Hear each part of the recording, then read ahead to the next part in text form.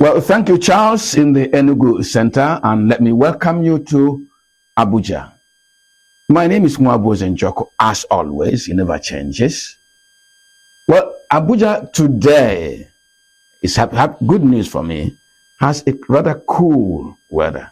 You know that some weeks back, we're complaining of searing heat, almost burning people. But now Abuja, with rain setting in, twice falling here, even though it came with all the thunder and lightning, we feel cooler. And so relax we are and welcome you to the conversation this morning. Unfortunately, the issue we're going to discuss this morning is not something that will make you cool.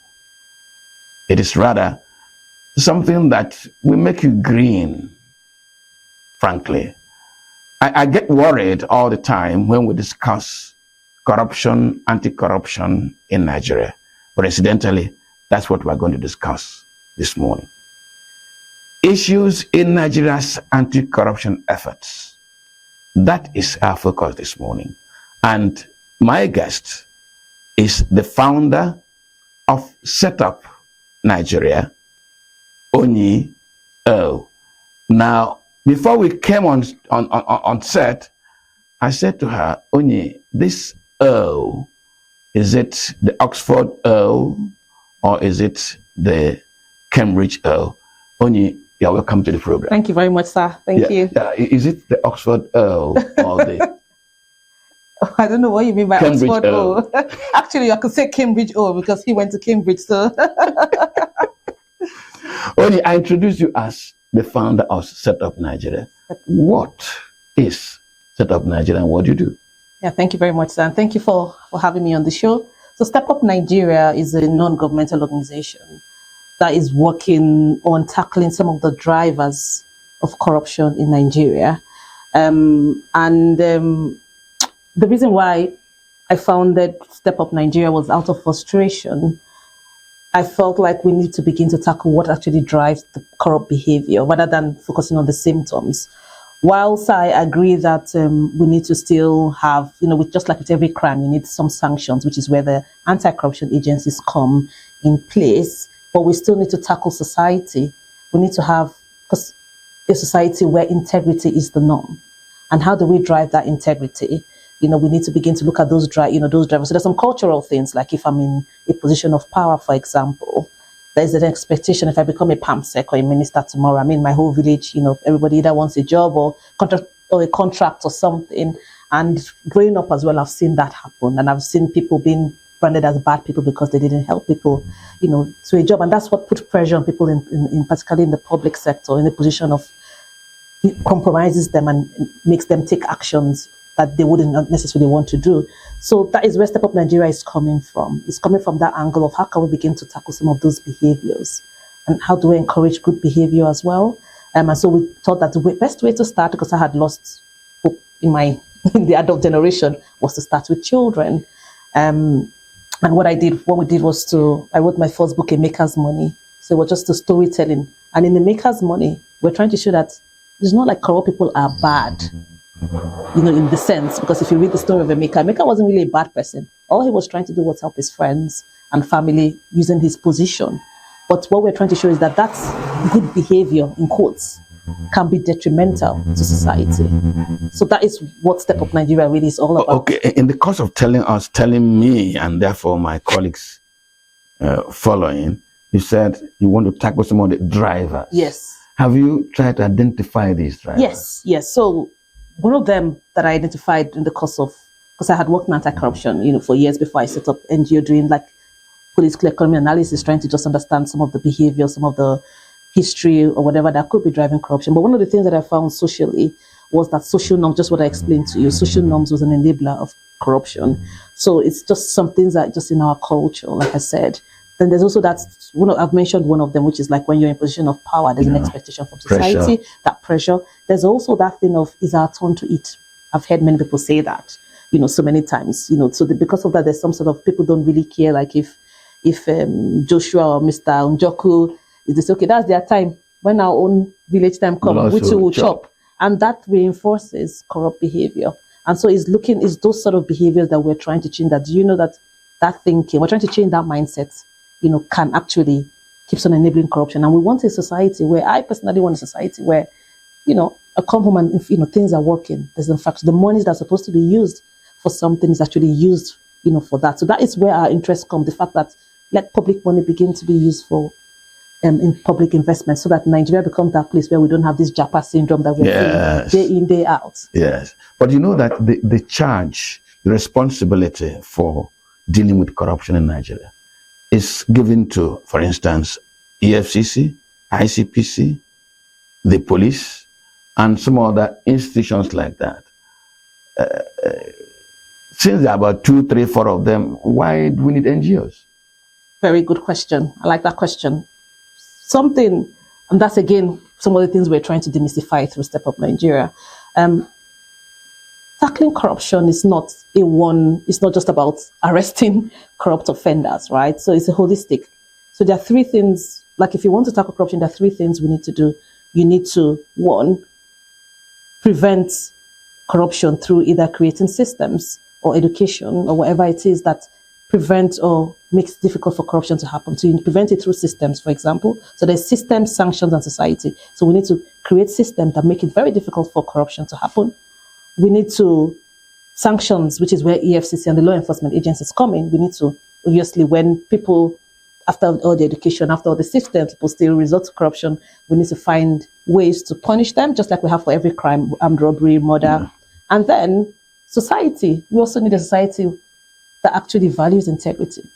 And for us to do that, we in Step Up Nigeria, where we're focusing on the society part, some of the anti-corruption agencies, like we partner with ICPC, they also deal with a little bit of, in fact, half of their work is also on the society trying to educate, and they are quite happy. Like yesterday, we had a program yesterday where ICPC was, attended, and they were really pleased that we're sort of also making their work a little bit easier, and we're looking to partner. So we work with anti-corruption agencies where necessary to also, help to, send that message. So society is one critical part. And I think if you allow me, give me time to just say something.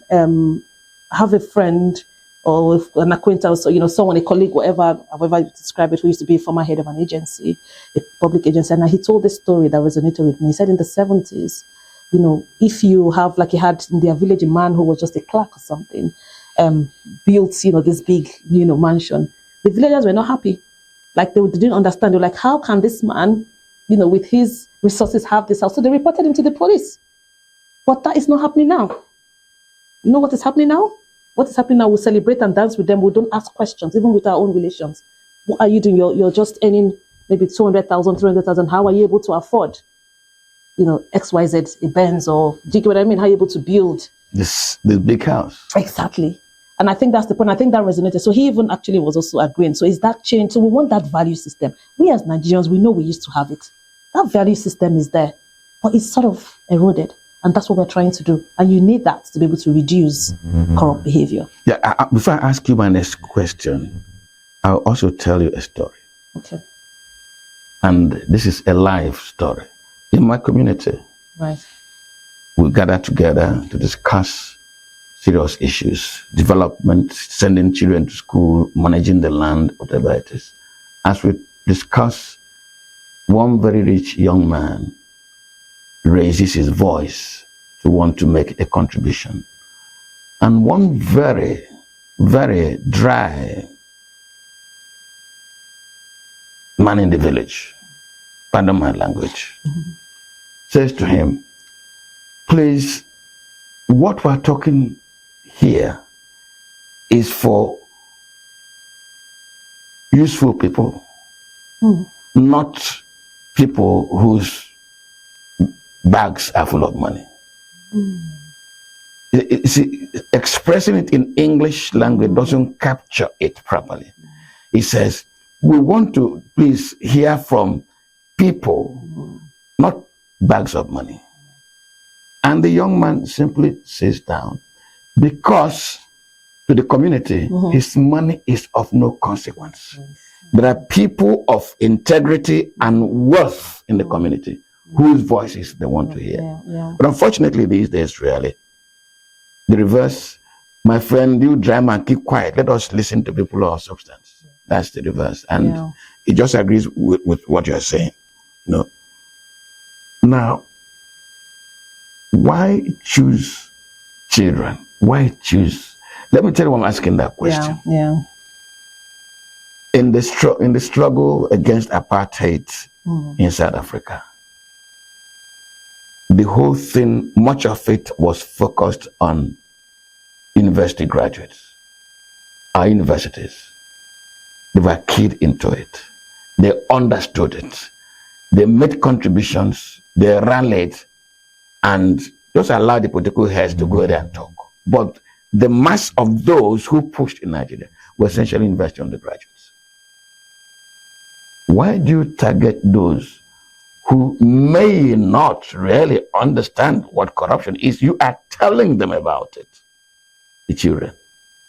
Very good question again. I got this when I first wrote my book, Maker's Money. So, and I had to explain this. I remember in the conference, in the UNICEF conference in Paris as well, like people asked that question. I'm also wondering, just like the question they also asked was, are you not tainting their, their innocent minds? And unfortunately, sir, like these kids are already experiencing corruption. Step Up Nigeria has been opportuned to engage over 60,000 children in Nigeria. And what I hear, sometimes, and I'm not exaggerating, I feel quite overwhelmed. Sometimes I feel like, should I even continue? It is so bad. School children just running maybe for class prefect or student are already bringing sweets and biscuits to bribe people, sir. Do you understand what I mean? I do. They are already exposed to this, unfortunately, and I get your point. But what we're trying to do in Step Up is not to paint a gloomy picture. So what my story does is to bring out heroes.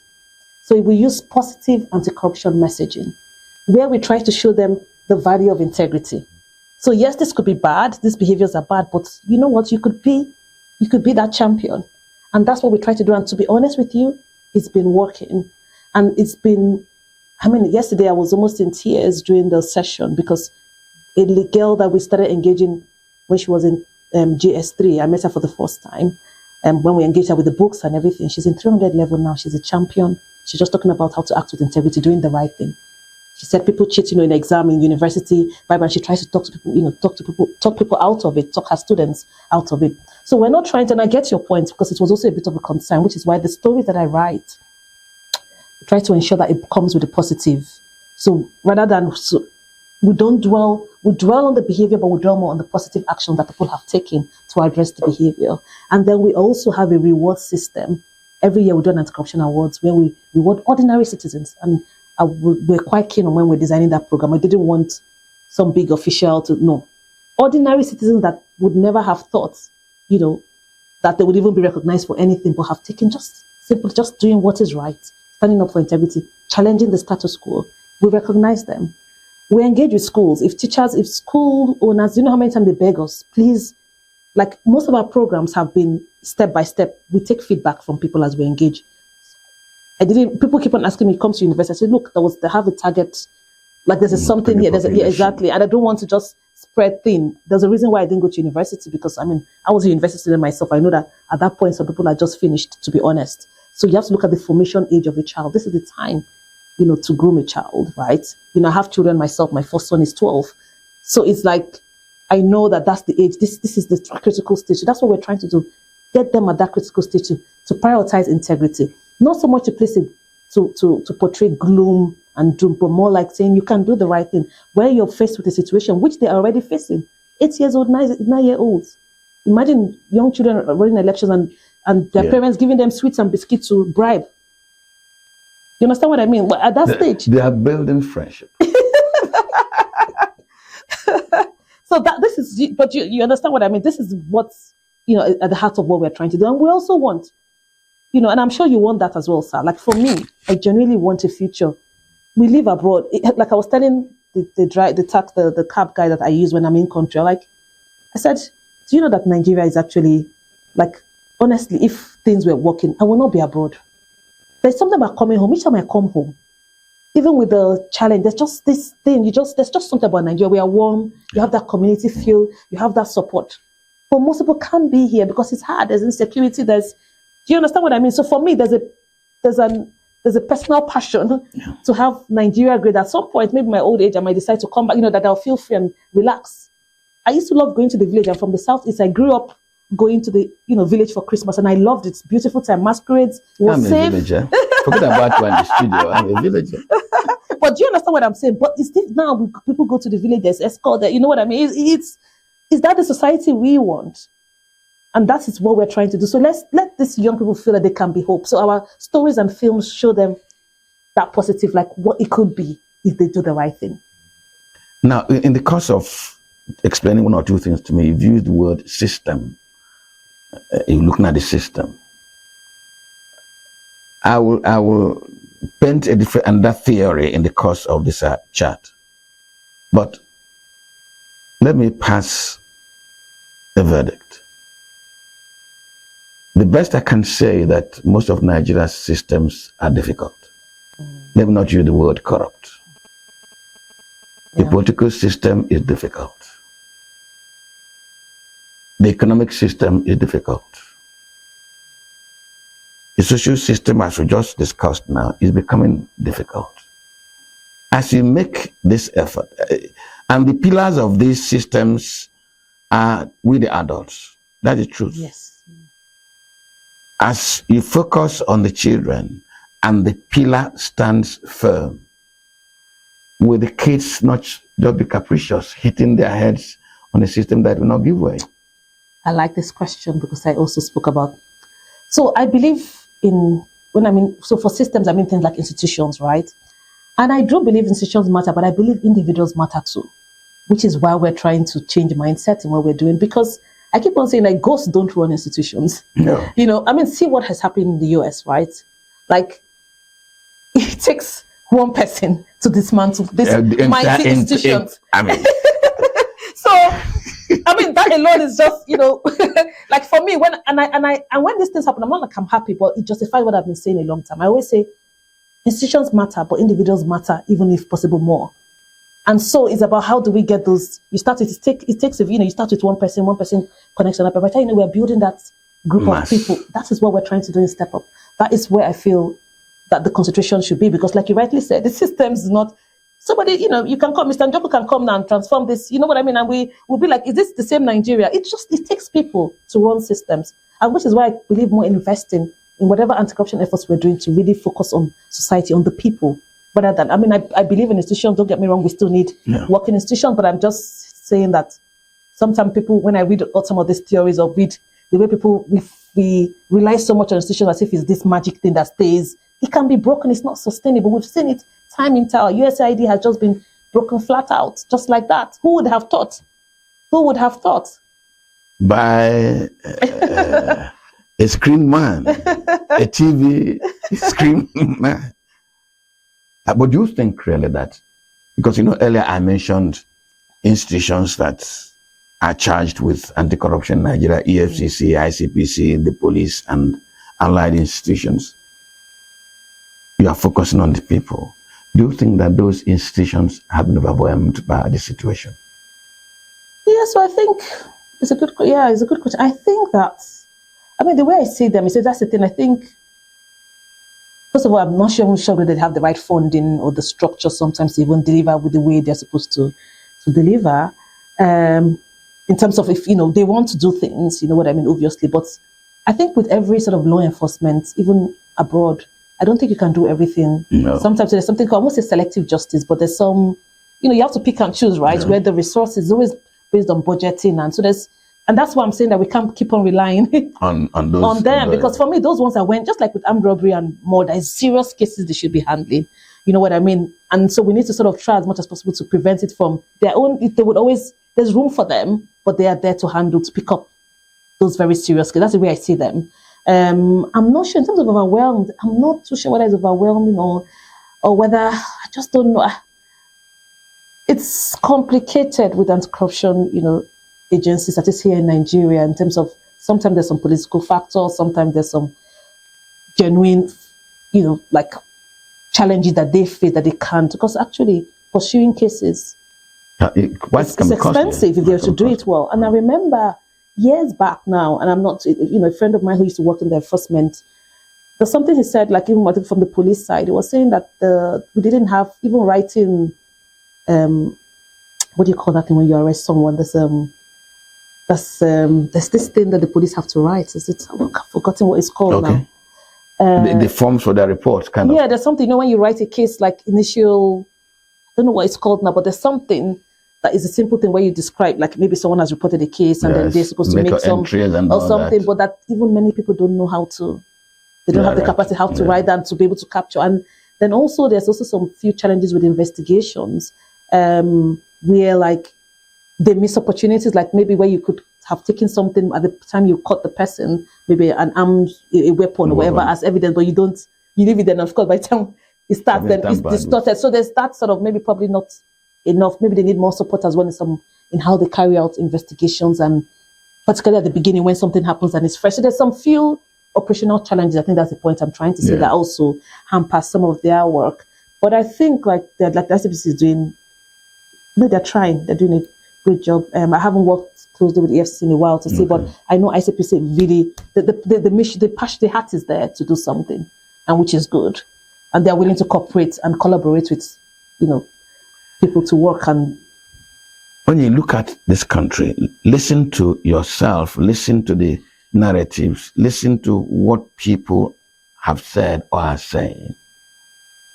Are you sad to the point that you think that Nigeria has become irredeemable in its corruption challenge? Yeah, I have my days. So some days, like when we think we're making efforts, we see people, we hear good stories of people that have done this, challenge that, particularly when I see young people. Let me, if you allow me, can I just say story? So we have a program in Step Up, Citizens Watchdog Initiative, right? Where we get really poor, marginalized youth in very poor communities, like people that ordinarily would not even have been considered for any internship or fellowship. We have a fellowship program. We use virtual reality to sort of initially get their mindset into what we're trying to do. And we go through a series of processes. By the end of the day, we get fellows. And then we train them on how they can constructively engage with politicians in their communities to use, because we did this during the election, for them to, rather than focus on selling their votes, they should use their votes as a bargaining power for improved service delivery. And I must tell you, we've just done it to small scale, but it's been amazing the results like that we've been seeing. There was a particular community that have just gotten a 500-meter road, and the first secondary school in 76 years as a result of that engagement. Exactly. So things are happening. That's what I'm saying. Positive things are happening, but it's small. We can't, they're just happening in small communities, small efforts like NGOs like ours that are doing, but it's happening. And that gave me hope. These people ordinarily did not think that they could sit down with politicians. Who are they? When I mean poor, I'm not talking of elite people going uneducated, like not really educated people. They live in the rural areas. We engage them, and that gave me a ray of hope. So when I see those kind of results and testimony, or when I'm allowed to use the word testimonies, I feel like there's hope for Nigeria. I think that's my point. But we need more people. We need collective action. We need more people sort of really focusing on society, to be honest. We need people talking to their brother at home. We need people, it starts at home. We need everyone doing what they can do in their little ways, so that then we build that mass of people that say, you know what, we really want to enjoy our country. We don't want to, abscond abroad. We want to build this country. Nigeria is great. I mean, see the food, the weather. I mean, it's a great country. So seeing those changes, and that I'm seeing people, youth thinking, seeing even those politicians responding. Because I really believe in constructive engagement. I've always said that maybe one of the reasons why we have challenges with engaging with government. We also, if I come and just say, Mr. Njoku, you're useless. You don't even help us. You've stolen our money. Are you going to listen to me? No. But if I come and say, Mr. Njoku, I defend myself. Exactly. So then you'll be put off, right? But what we're trying to do in Step Up Nigeria is encourage constructive engagement. Sometimes maybe more of using the carrot. Like I said, Mr. Njoku, you've been a senator here for 4 years. See the evidence. I give you evidence-based advocacy saying this road has not been, people can't afford, give them what the figure starts. I believe in evidence. And then we say, please, how can we work together? We think, and that is what we're trying to build, is that sort of style we're trying to encourage young people to adopt. And then I think that there'll be progress. And we've seen the results in Step Up in the few communities we work, how constructive engagement, having that platform. They now have town hall meetings. You know what I mean?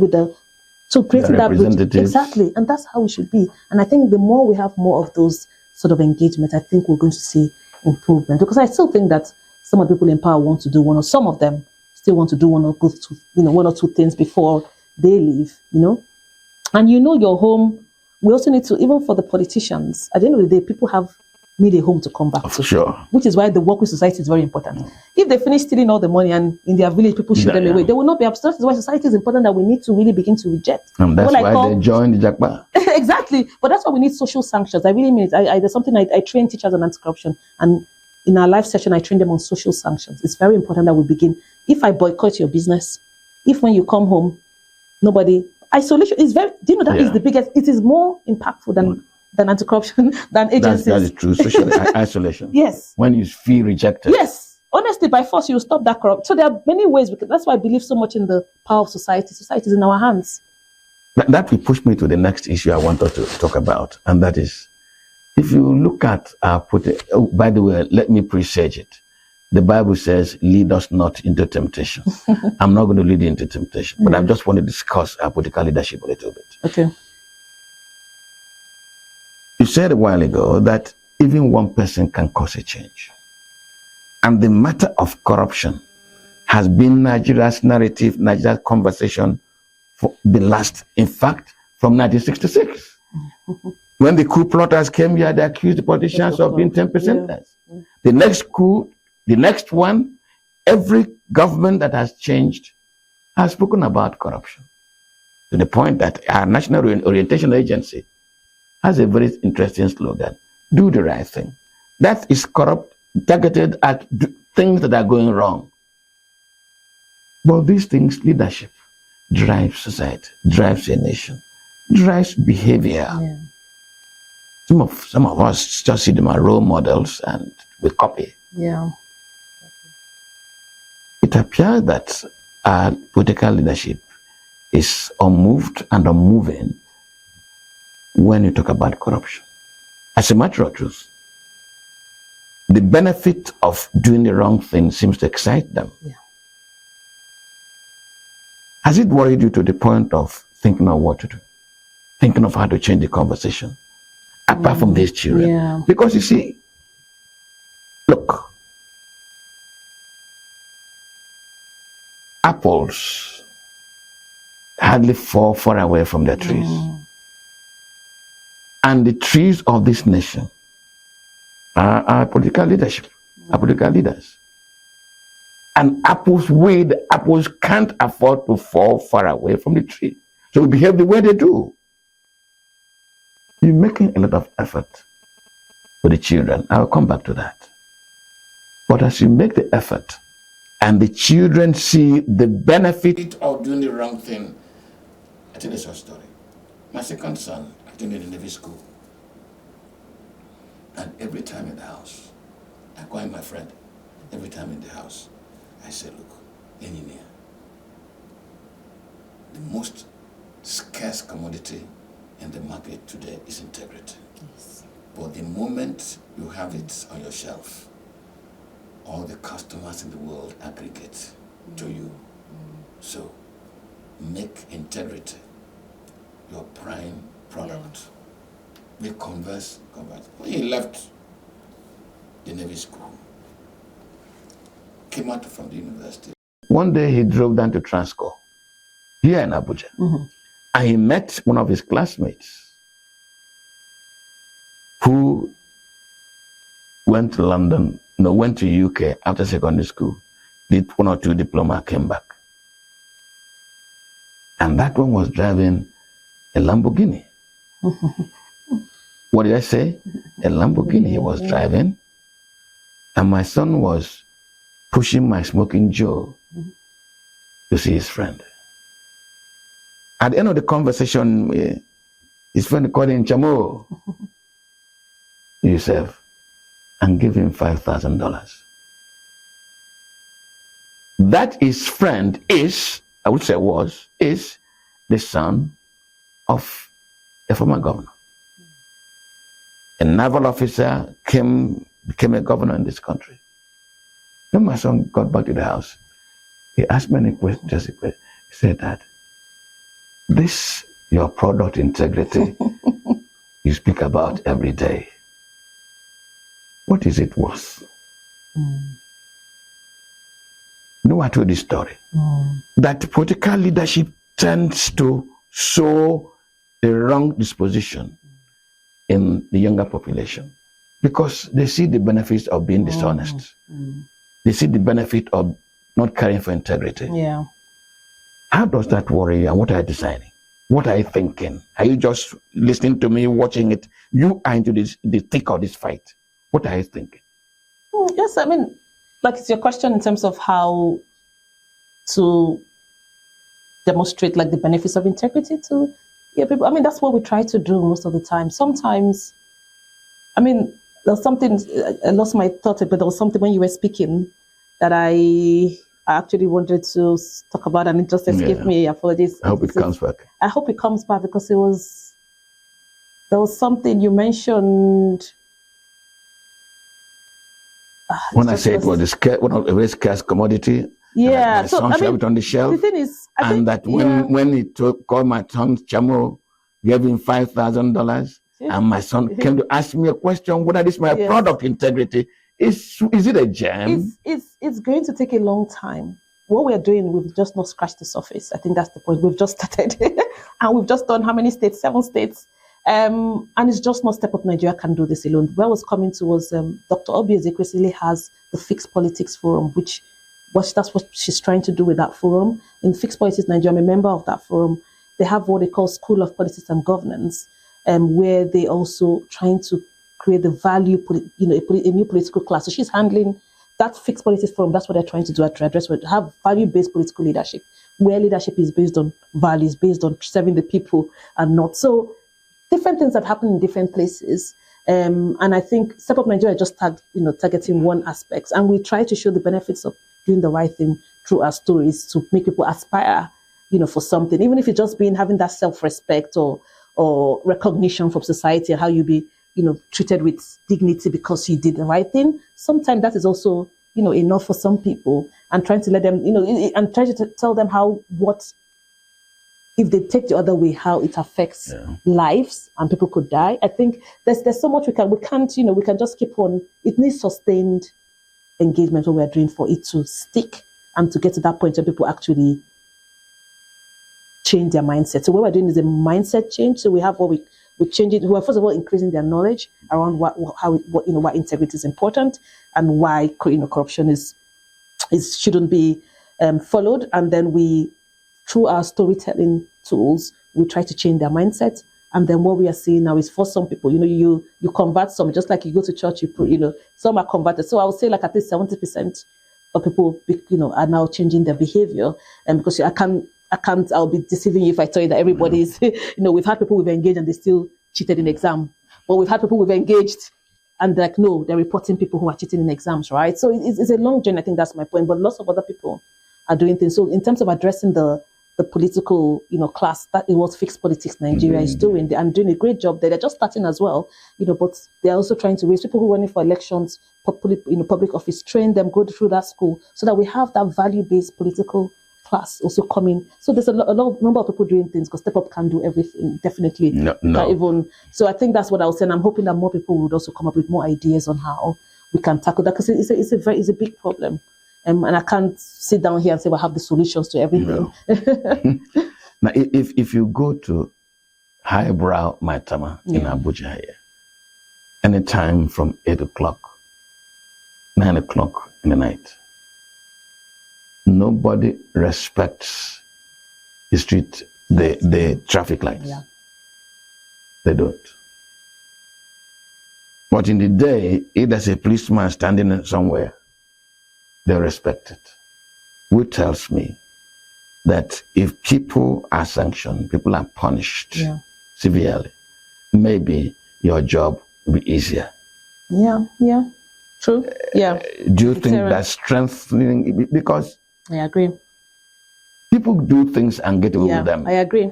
That's a very good point. That's why I remember when I started, I said there are 3 things, the 3 S's: sanction, society, and systems. And that's why the sanctions is still very important. That's why the role of the anti-corruption agencies is very important, because we need some few scapegoats, if I'm allowed to use the word. And that shows people that, okay, you can actually get away. So we need that. That's why I said it's holistic. You can't just tell people integrity is the right thing and and then the whole corruption. No, the three have to come. It's like a recipe. And for the food to be ready, we need those three ingredients, and then we'd have, very a better nice society. meal. Yes. Well, this is signature morning, and this morning we're looking at issues in Nigeria's anti-corruption efforts. If you're following us, you discover that I've been insisting on finding out what we do to get the result. What we do to get the result. It's not just doing something. My last question was whether getting people punished wouldn't help, and she said it will help. And I just want to make a comment that may require really strengthening those law enforcement agencies. I think I didn't tell her the story. Somebody defrauded my younger one and escaped to Imo. I went to the force headquarters, got all the details, but to enable the move from Abuja to Imo, they did not have money. So I had to try to source some money, but they wanted to move three police officers. I didn't have that much money to fund their going. So what happened was that I told my younger one, your money is gone. The guys have had a good lunch with your money. We couldn't prosecute, couldn't pursue them. Now I tell this story because our law enforcement agencies and the officers face great difficulty, Yes. even if they wanted to do the job well. Yeah. And I told you that the Bible says, lead us not into temptation. Now, when the system cannot fund, they're actually doing the job, and the criminal is prepared to bring us some money to give them a lunch. Yeah. I won't complete the story. Well, I said we are looking at issues in Nigeria's anti-corruption effort. All the effort being made by the police, the ICPC, the EFCC. And I told you the story of my own personal frustrations.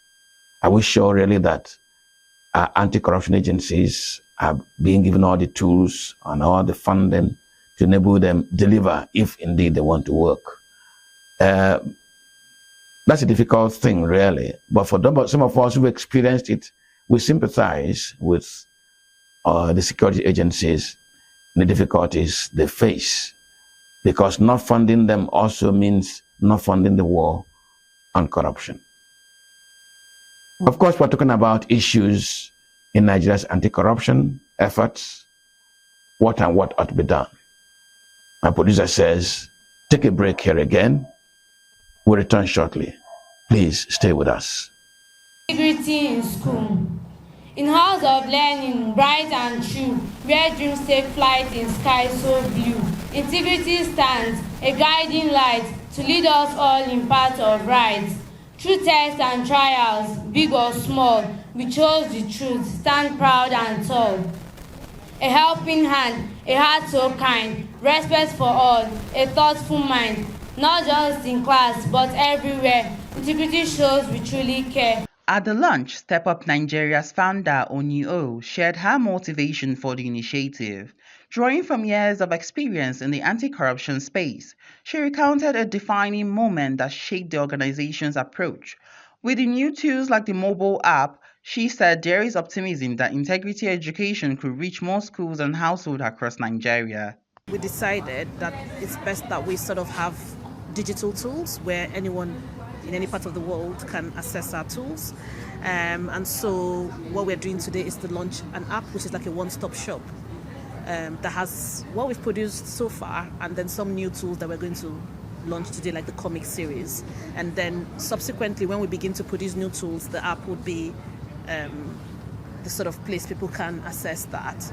So we feel like now that the world is a global village with the digital space, we should also leverage on that and have all our tools where people beyond Nigeria as well who want to use this or adapt this to their context. Director of Programs Olufaremi Iyanda emphasized Step Up Nigeria's unwavering commitment to nurturing a generation of morally grounded citizens. She highlighted the organization's flagship initiative, Catch Them Young, which targets children aged 6 to 15 with the aim of instilling strong ethical values early in their life. Once the books came out in 2019, we of course reached out to the NERDC, that's the national body in terms of curriculums across Nigeria. At that time, I think we only had Emeka's Money and Halima's Road ready. So as at now, Halima's Road is nationally approved by the NERDC to be used to teach across schools. But from our advocacy with the Ministry of Education and state-based education boards, we realized it was the faster approach was to approach state-based education boards individually, and that has worked for us. So, for example, in Lagos State at the moment, all 4-story books have been approved for the next 3 years. Beyond classroom initiatives, Iyanda also spoke about the organization's annual Youth Fellowship Program, which equips young people across several states with vital skills in advocacy, security awareness, financial literacy, and leadership. Of course, since then, our work has metamorphosed. So beyond working with children now, we're training teachers and equipping them to continue the work that we do in each of the schools. So there's a sustainability there where we are training teachers annually. So far, we've reached over 60,000 children, and we've trained almost 2,000 teachers as well in across 14 states in Nigeria for the teachers, and then for the children, about 7 states so far. She noted that the organization is pushing for the integration of its programs into the formal public school curriculum. Already, Step Up Nigeria's books and educational materials are being used in schools across Lagos, Abuja, Enugu, Imo, Edo, and Nasarawa states. We run an annual fellowship program for young people, and this is for youth in Nigeria, particularly in Nasarawa and Lagos states. And what we've been able to achieve through that is training them with essential skills, including advocacy, stakeholder engagement, financial literacy, communication, public speaking. And what we're doing is equipping them to approach their elected officials, rep members, local government chairmen, councillors, engaging them with the service delivery challenges they have in their communities. Guest speaker at the event, Damola Bakare, spokesperson for the Independent Corrupt Practices and Other Related Offences Commission, ICPC, lauded the organization's efforts. He described Step Up Nigeria as a worthy ally in the fight against corruption, stressing that investing in the values of young Nigerians is a crucial step towards building a more accountable society. What we are witnessing today is all that we have ever dreamed of. For me, if you want to capture the new generation, this is the way to go. As Nigeria continues to battle corruption in different spheres of life, initiatives like Step Up Nigeria School of Integrity program offer a refreshing blueprint for change. One that begins not at the top, but from the ground up, starting with the very hearts and minds of the next generation. In Abuja, I am Chimize Zadima for Signature TV. Now, welcome back. I'm still in the studio with Onyi Ough. You know why I insist on pronouncing that word very well so that you understand who she is. Onyi Ough is the founder of Step Up Nigeria. Onyi, before I went on that break, I talked about a personal experience. Yeah. But as I took that break, I asked myself, really, with everything we have said, is Nigeria really corrupt? Or are we being made to believe that we're corrupt? Is Nigeria really corrupt? I would say yes. Mainly from the evidence. Again, like I like to work with evidence. I mean, the recent, I mean, I know it's a perception index and people have different views around Transparency International Perception Index, but still, that's what we have. Nigeria scored 26 out of 100, and which anything below, the lower numbers means that you're highly corrupt. So, and consistently we keep on scoring low in some of these indexes. We also saw the NBS, National Bureau of Statistics, and UNODC, had the bribery, the corruption report that it did, I think in 2023. And I think that report shows that about 82 million bribes were paid, not necessarily in the figures, but in terms of 80 million bribes paid. And I think they also, however, there was a reduction though, because they said in their last report in 2019, it was about 127 million bribes paid, but then now it was now 82 million bribes. So it's good to mention that because I think it was quite interesting. But they said Nigerians reported that after cost of living, security, and unemployment, the fourth problem they had was corruption. So if Nigerians themselves, express, so this is evidence. And then our interactions with Step Up Nigeria, frustration with that school heads sometimes give us, frustration some teachers give us about their school owners who are engaged in, make it difficult for them to act with integrity, frustrations where people complain that even the parents make things worse coming at the school level. So there's, because we engage with people as well in our work, we also hear their daily experiences of corruption. So, and they're not making it up. So the evidence is there from the statistics, from people's experience that, corruption is a problem that they do not want. And that NBS report also says that Nigerians now are becoming less tolerant of bribery, like they're not. So I think there's a awakening as well, which is good, gives me real hope as well, that people are beginning to see, like, what, I can't continue like this. So there's a bit of hope as well. And I think it's linked to that patriotic thing as well. I think the Nigerians also begin to say, no, I want my country to be better. So whilst, it's challenging, but people also, I would say it's patriotism that is also making them trying to reject bribes now and trying to, even though we are still far, well, at least we should celebrate the small wins. So that's what I would say. So Nigeria definitely is corrupt. Yeah. You know what? I use the word, are we made to believe? Yeah. And I want to go back to the days of slavery. Right. When the slave dealers from Europe first demonized the black person, told the story of how less human he was, told the story of how effective beast of burden he could be, elicited interest of those who had money in US, UK, to begin to buy this beast of burden and to work on their farms and create their capital. The story about the black was made up. And gradually, some blacks began to believe it.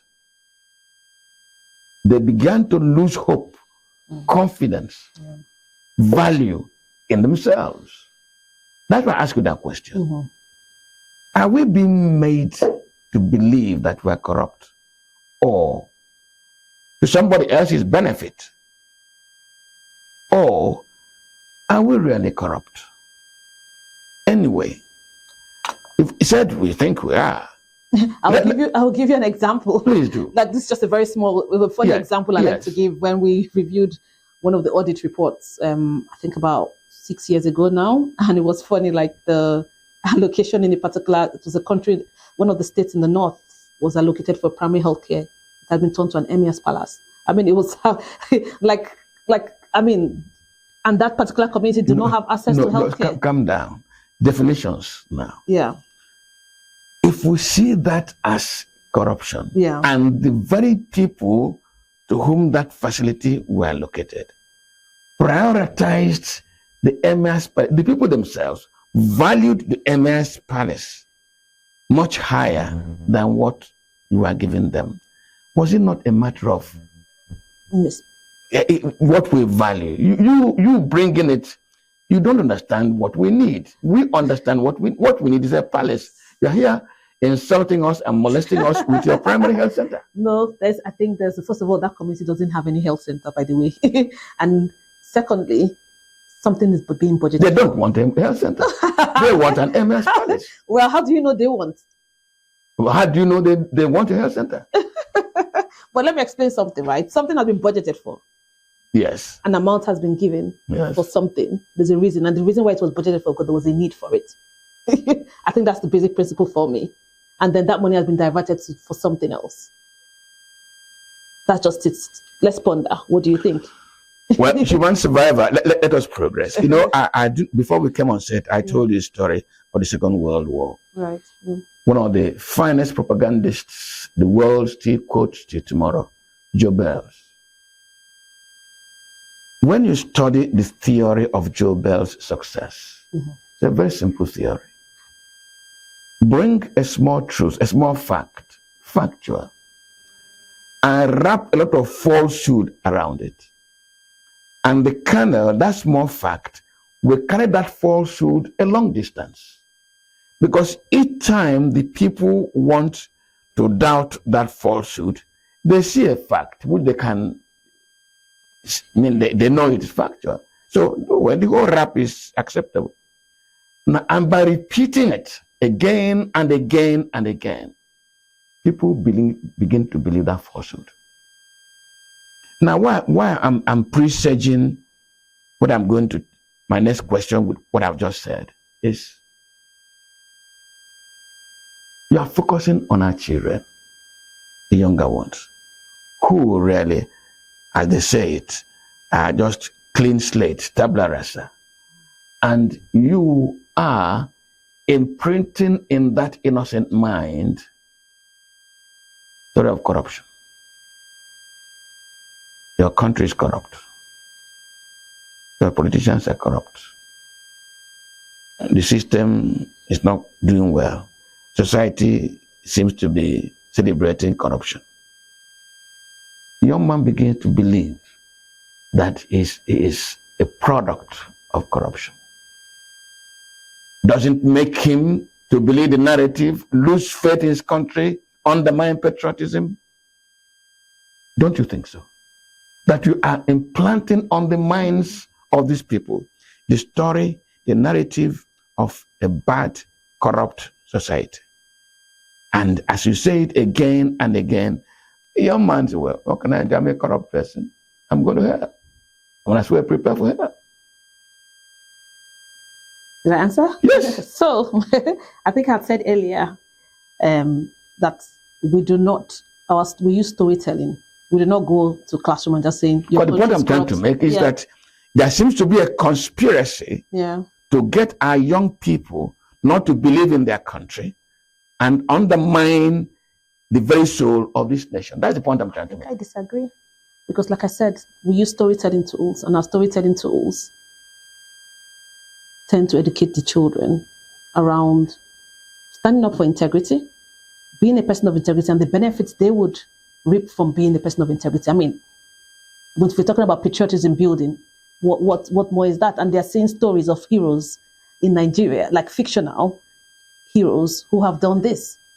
So even from the event yesterday, I mean, many of the people said, oh, it was when Step Up Nigeria came on, when we read that story, that I realized that I could do something, that I could be this person.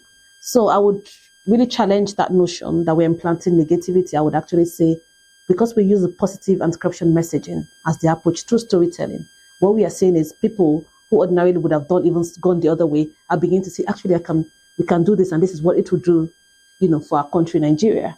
So that's, You know that I told the story of Joe Bells. Yeah. I told the story of the Second World War. Yes. I told the story of slavery. Yeah. And its consequences on us. Mm-hmm. Let me tell the story of your story. Looking at the young ones, telling them the positive outcomes when you integrate. But let us look at the story of integrity. Mm-hmm. This is a corrupt nation. Politicians are thieves, the lecturers are exam cheats, the judges are bribe takers, the economy is driven by underhand deals. But there's Onyi Ough, a hero, who wrote through all these things and just did the right thing. But the base story is in the midst of corruption. Onyi Ough came out clean, and his reward is that he's a hero. But the story is in the midst of a fantastically corrupt Nigeria. Onyi Ough emerged a hero. But you have told me that in the midst of, please. No, I think that's not, I mean, I don't know if you've read any of the stories. I don't think it's as, the stories, we try to humanize it, right? So it's about daily struggles of different people. We don't necessarily go and give the statistics of Nigeria's corruption in the stories, but it's about people's, like in the maker's money, maker's struggle, who he thought he was doing the right thing, giving those people jobs and contracts. And then he went, the school that they were trying to build, when they went to, he realized that the students were not learning. And do you get what I mean? So it's about that sort of personal reflection of someone's journey. And I think that's why it's powerful. So it's not just, we don't go giving them statistics that I just gave you earlier. No, that's not how we engage. We engage them through stories, real life stories of people's struggles and how they overcome those struggles. And I think that's how I would explain that. And I would try to really, like I said, we're quite keen on the positive, the spin, so that we don't think that, people already feel defeated before they've even started. That's definitely not our mission. And I think because we use randomized impact evaluation to assess our work, and I think from what we have done, we've seen that there's been more positive and more, positive behavioral changes. And I think for me, like I said, I work with evidence. That's enough for me to know that, okay, we're doing the right thing. Onyi, I'm about to conclude this conversation. Yeah. But pardon me also, I keep interrogating this so that we make sure we're on the right path. Yeah. I've told the story again, repeated it, of the consequence of people determining for us how to tell our own stories. Yeah. In international relations, really, they tell that there's nothing free, nothing is free. You people in the NGO world, you are,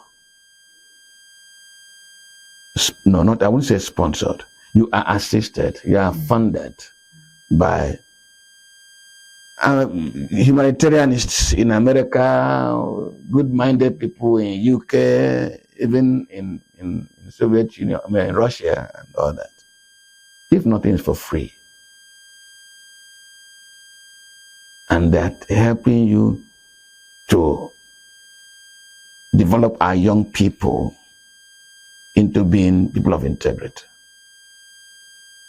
You think they have no payback for the money they spent? And if the payback, are you sure it is not the fear I've expressed earlier? Help them, tell them when they are young, the story of a corrupt society and they can become heroes. But at the back of the children's mind, are you sure that there's no payback? Is it a free lunch? To be honest, in our own case, in Step Up, we're funded by MacArthur, by the way. And I would really argue that we're one of the first. They said they hadn't seen anyone doing the approach. In fact, when I wrote the first book, I was interviewed by the AFP press. It went, some of the international press carried it because it was new. So I'm just saying, if it was new, if it was something they were not used to, then there's something that are homegrown. Because I feel like when we keep on saying something is sponsored, I would say a bit slighted that we Nigerians don't also have our brains and don't have passion and things that we want to do. No. And when I say sponsored, I'm not saying it is their thought. Yeah. It is that when they put in their resources for you to tell this story, which is our thought. Yeah. What is the payback? I don't know. I mean, I want to believe, like I said, I'm not naive to the fact that there's some, some donor. Yes, no, some donor, agencies definitely have their foreign policy objectives or whatever that is tied to home, right, for their own home. So I'm not going to be ignorant about that. But the MacArthur Foundation, which has been excellent, has funded us. I'm so sure that there's no strings attached. We haven't had, like I said, I came up, with that idea and they backed me. I pitched and they backed. It wasn't something that was even in their portfolio. In fact, it was a new. So they were like, children, wow, we've never thought about that. Let's see what it brings. So for me, there's still good intentions out there. Not everything has that sort of, what is it in for me? And I think I want to be a bit open-minded that there are some funders that are trying to, for whatever reason, trying to do, help countries also move forward. Also help humanity. Yeah, exactly. Well, don't mind me. If I don't ask those questions, we'll not get answers, good answers. But, on this program, I've always quoted Charles Dickens, who wrote to say, ask no questions and be told no lies. But here we ask questions in order for us to get out the right answers. In the past 55 minutes or so, I've been conversing on issues in Nigeria's anti-corruption effort. And my guest today has been founder of Step Up Nigeria, Onyi. Onyi, thank you very much for coming to the program. Thank you so much, sir. Thank you. This conversation never stops. Tomorrow we meet again. And my name never changes. Ough Have a great day. Good morning.